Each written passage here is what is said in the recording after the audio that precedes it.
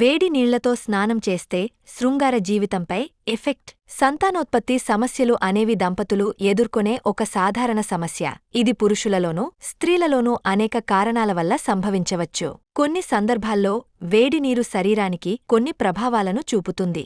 ఇవి పరోక్షంగా సంతానోత్పత్తిని ప్రభావితం చేయవచ్చు.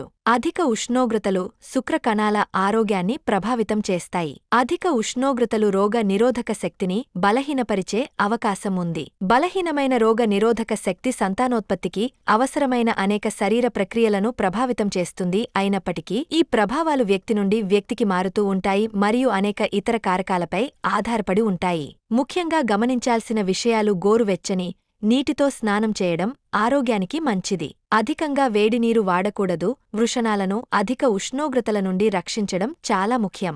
వేడినీటితో స్నానం చేసేటప్పుడు వృషణాలపై నేరుగా వేడినీరు పడకుండా జాగ్రత్త తీసుకోవాలి.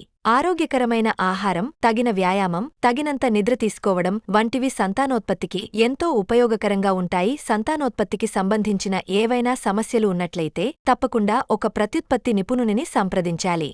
మరిన్ని ఆసక్తికరమైన విషయాల కోసం మా ఛానల్ని సబ్స్క్రైబ్ చేయండి.